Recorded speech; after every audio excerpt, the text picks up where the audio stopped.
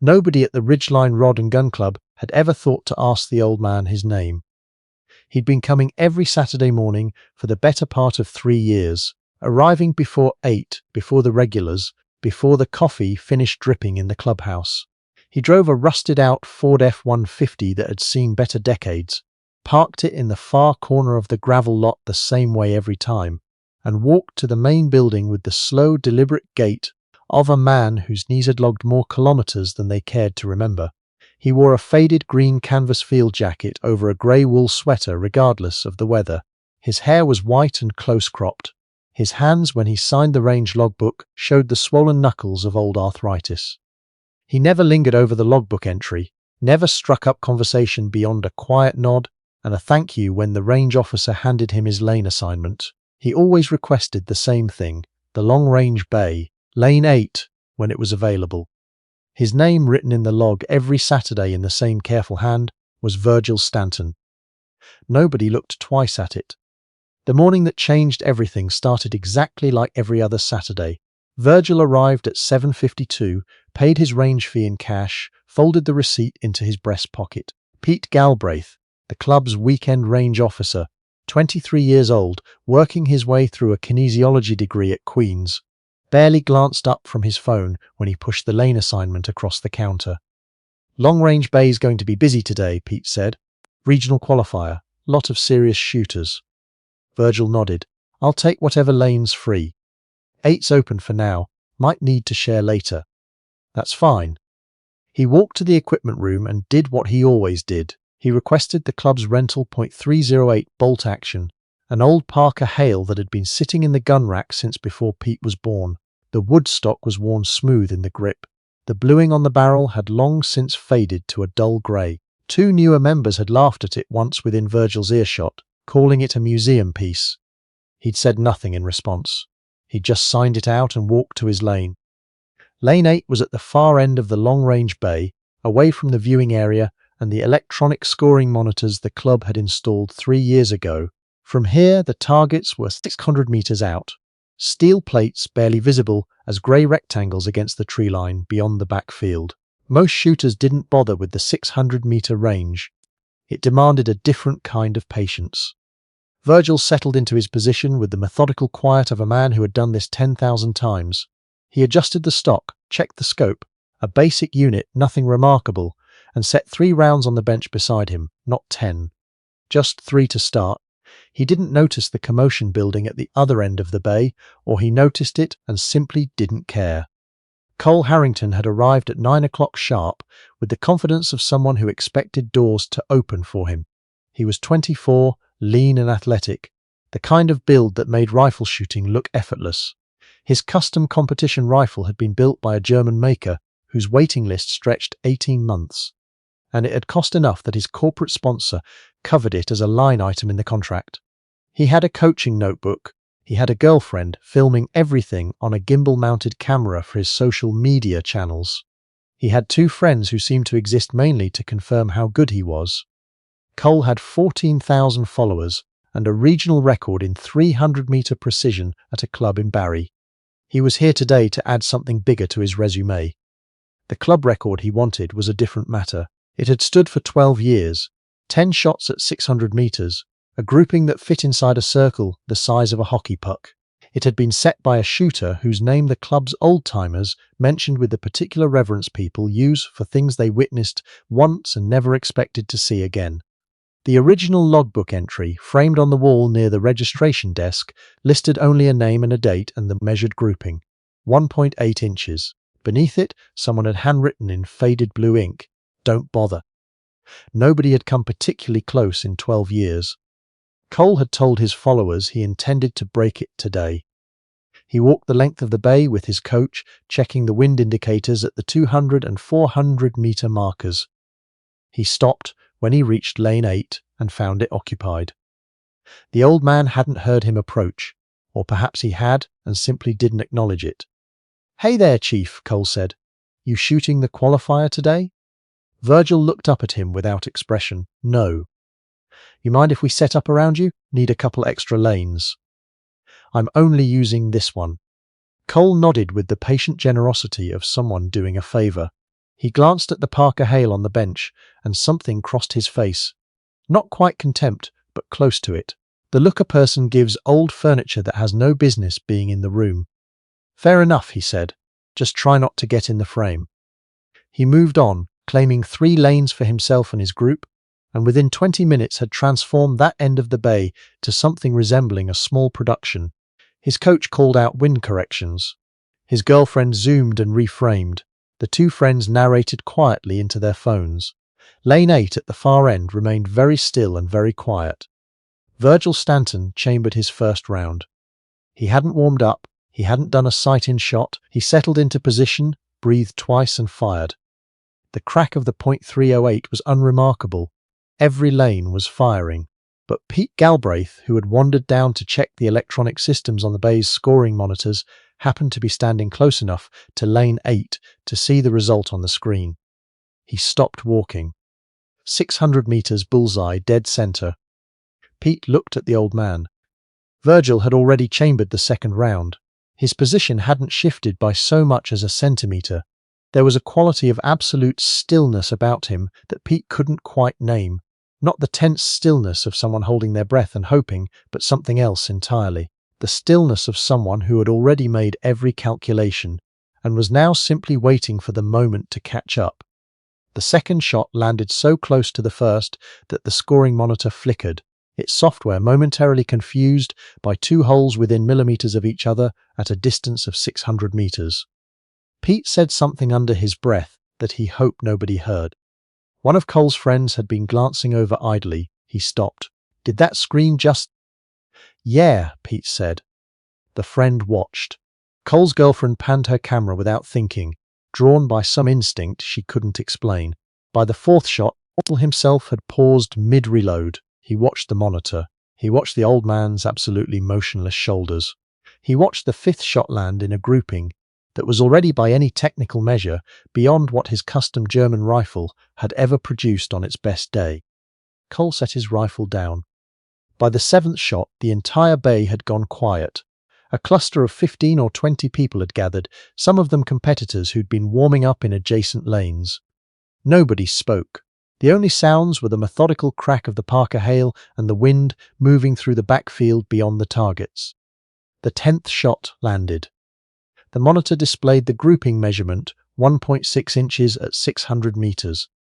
The old record, 12 years old, marked with its handwritten "Don't bother," was gone. Virgil Stanton set the rifle down on the bench with the same care he'd used for every shot, checked that the action was clear, and reached for the cloth he kept folded in his jacket pocket. He began wiping down the stock with the unhurried attention of a man with nowhere else to be. Cole crossed the distance between them before he'd consciously decided to. He stood at the edge of lane 8 and stared at the monitor, then at the old man. "Who are you?" he asked. It wasn't aggressive. There was nothing left in Cole Harrington's voice that sounded like arrogance. It sounded, if anything, like a person asking a question they weren't sure they deserved an answer to. Virgil kept wiping down the stock. "Just somebody who used to do this," he said quietly. It was Frank Delaney who changed everything. Frank was 71, a lifetime member of the club and a veteran of the Royal Canadian Regiment, Cyprus in the early 80s, then a posting in Croatia and Bosnia with the United Nations Protection Force in the early 90s. He walked with a cane he'd been refusing to use for 2 years before finally accepting it. He'd been watching from the edge of the gathering crowd with an expression nobody could quite read. Now he was looking at his phone. His hands weren't steady. "Virgil Stanton," Frank said, and his voice carried across the silent bay in a way that made people turn. "Warrant Officer Virgil Stanton." He didn't phrase it as a question. The old man went still. "The Bihać Pocket," Frank said, "November 1994. The name hung in the air of the bay like something that had weight to it. Most of the people standing there were too young to know what it meant. A few of the older ones went pale. For a long moment, Virgil said nothing. He folded the cloth carefully and placed it back in his jacket pocket. "I haven't heard that in a while," he said. The Bihać Pocket was a name that appeared in Canadian military history the way certain names appear in old logbooks, recorded carefully, returned to rarely, and never fully understood from the outside. In November 1994, A Canadian UMPROFOR unit had been positioned near the besieged enclave in northwest Bosnia. What should have been a routine observation rotation turned catastrophic when Serbian forces pushed through a line the United Nations had declared protected. 3 Canadians were killed in the initial assault. 7 more were wounded, pinned down in a destroyed farmhouse. 2 kilometers from the extraction point, their radio equipment gone, their position increasingly compromised. Warrant Officer Virgil Stanton, 23 years old at the time, holding a position with a borrowed Parker Hale, not unlike the one resting on the bench in front of him, held an exposed rooftop for 31 hours. The extraction team got the 7 wounded soldiers out. 3 more were pulled from a secondary position because Stanton's covering fire created a corridor that shouldn't have existed under any reasonable assessment of the situation. The official report described his actions in the clipped, procedural language of military documentation. The Star of Military Valor, the citation read, was awarded for conspicuous acts of valor and self-sacrifice in the presence of the enemy.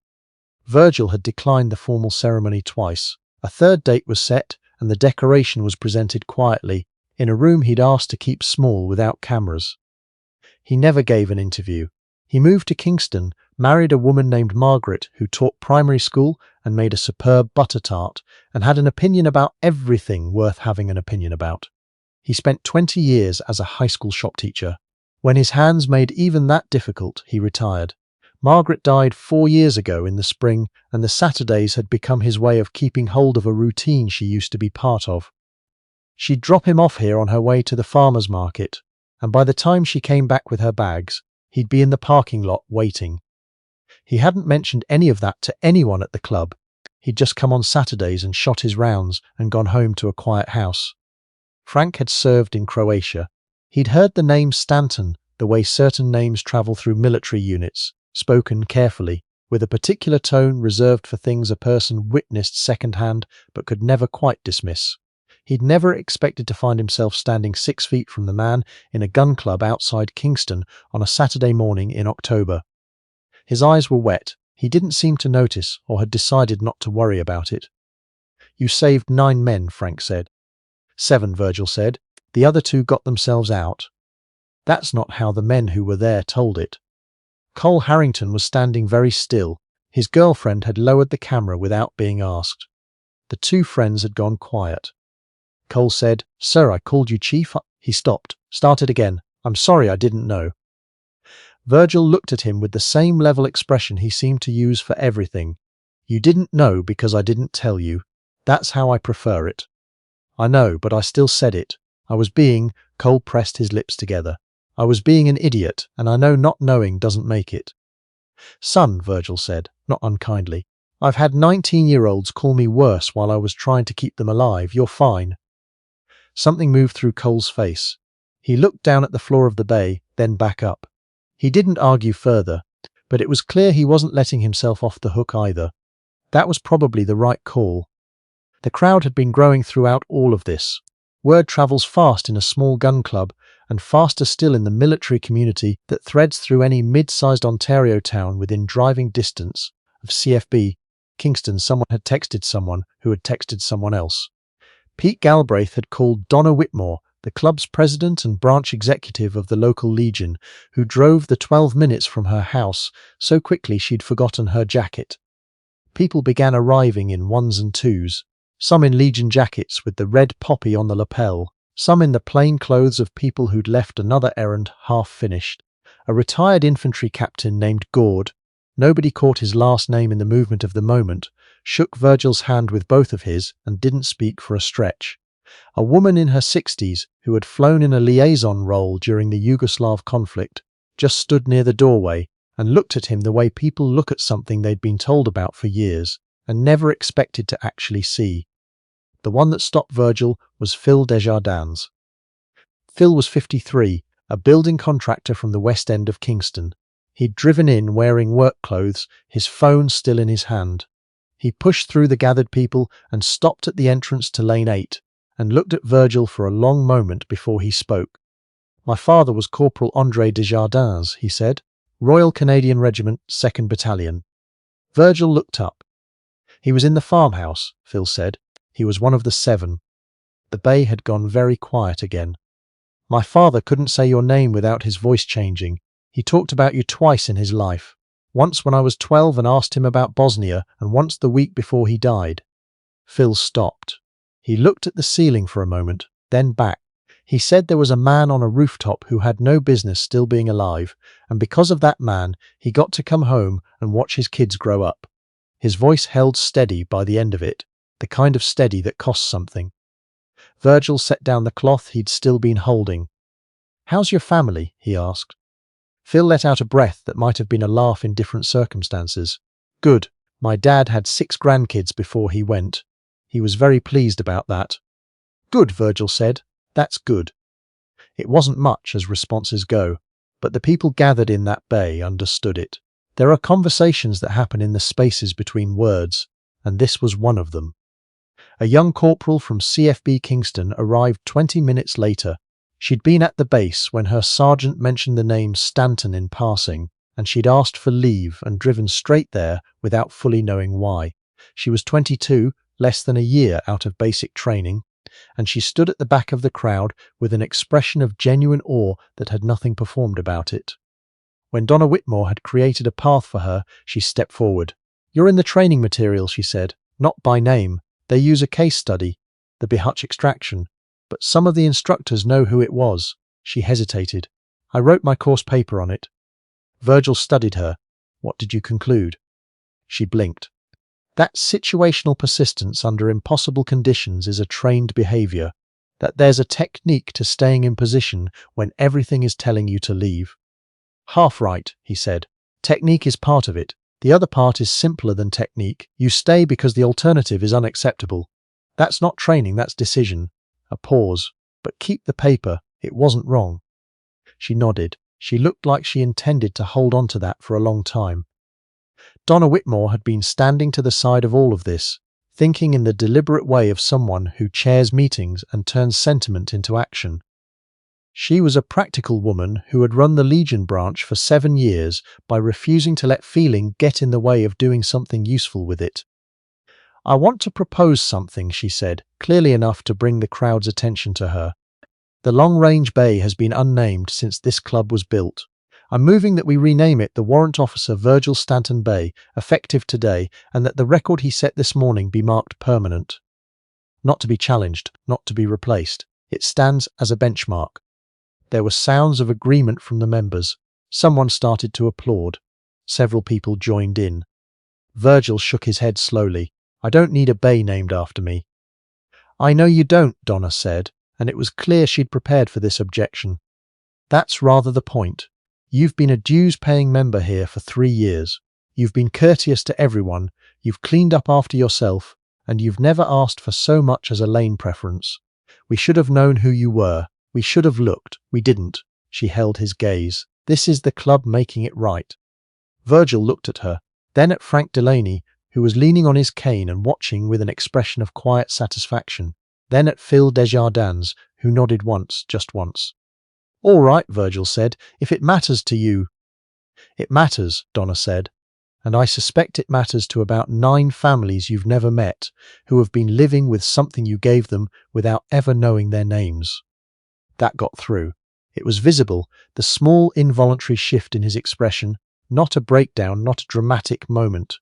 Just the brief flinch of a man who has spent decades being privately moved and publicly composed, encountering something that makes that composure cost a little more than usual. He turned back toward lane 8 and said nothing for a moment. He didn't need to say anything.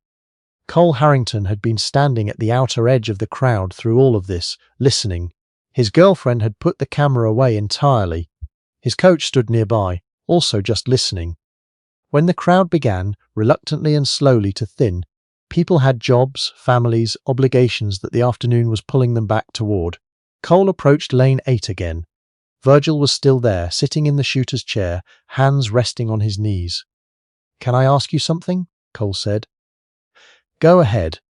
"The position you used." Cole chose his words carefully. "I've watched footage of national-level competitors. I've trained with my coach for 3 years. I've never seen anyone hold a position like that. It looked like you weren't trying at all. And you were shooting a Parker Hale that's probably 30 years old at 600 meters in a crosswind. He stopped. How? Virgil considered this longer than Cole expected. The rifle matters less than you've been told it does, he said finally. Equipment helps at the margins. But the margins only matter if you've already handled the center, and the center is always the same question. Why are you shooting? He looked at Cole steadily. Not what you're shooting at, why you're shooting. Cole was quiet. For you right now, it's competition. That's a fine reason.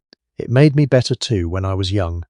But competition has a ceiling, and that ceiling tends to be the size of your ego on any given day. He said it without malice, the way a person reads from a manual they wrote themselves a long time ago. The steadiest I ever shot was when there was no room left for ego, when it wasn't about my grouping or my score or what anyone watching thought, when it was only the calculation and the why was the only thing in the world. A pause. You'll find that eventually, or you won't, but the shooting will tell you which one it is. Cole nodded slowly. It wasn't the technical answer he'd come looking for, and he was honest enough with himself to know that the thing he'd been given was more useful than the thing he'd wanted. Would you teach me? He asked. I'm not asking to replicate what you did, I just mean the fundamentals, the way you think about it. Virgil looked at him with the same serious, unhurried gaze he'd been using all morning. Come to the Veterans Transition Center on Laurier Street this Thursday evening, he said. 6 o'clock. I run a session there with ex-service members who are having a hard time with things that have nothing to do with shooting. Spend one Thursday with us. Then come back here the following Saturday, and we'll talk about technique. Cole blinked. The transition center. Some of those men and women were doing the same work I was doing for longer than I did it. They came home and found the home didn't fit anymore.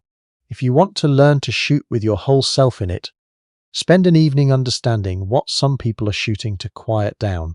It'll change how you hold the rifle. He stood slowly with the careful movements of a man managing what old joints will and won't agree to. And you might be useful to them. It doesn't only run one direction. Cole was quiet for a moment, then, Thursday, 6 o'clock Laurier Street. Ask for the Legion Room.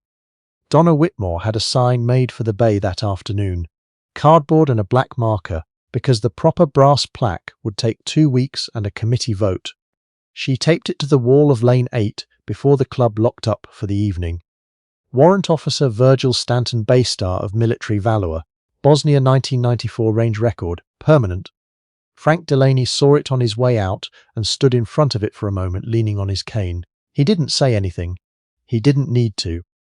The following Saturday, Virgil arrived at 7:52. He parked in the far corner of the gravel lot. He walked to the main building with the same slow, deliberate gait that had meant nothing to anyone here for 3 years. Cole Harrington was already there, waiting near the entrance. He'd come alone. No camera, no coach, no friends. He had a thermos of coffee and a notebook. Standing beside him was a young woman Virgil didn't recognize, 19, maybe 20, with a rifle case she'd clearly taken care of. Cole saw Virgil's questioning look. My kid's sister, he said. She's been shooting since she was 12. I told her what you said, and she wanted to hear it herself. He hesitated. If that's all right. Virgil looked at the young woman. She met his gaze with the directness of someone who had done her research and decided not to be intimidated by what she'd found. Nadia Harrington, she said. I'm applying to RMC in the spring. She said it the way young people say things they've already decided are true. Virgil studied her for a moment. Something shifted in his expression. Not quite a smile, but the thing that comes before one in a face that has grown unaccustomed to the habit. Lane 8's open, he said. Let's start with why. He walked ahead of them into the bay, and the morning light through the high windows caught the green canvas of his field jacket, worn smooth at the elbows and carrying the particular softness of something that has been through more weather than any catalogue ever accounted for. He set his kit on the bench in Lane 8, beneath the cardboard sign that would soon be a brass plaque, in the long-range bay of a gun club outside Kingston, where nobody had known his name for 3 years. His hands were steady.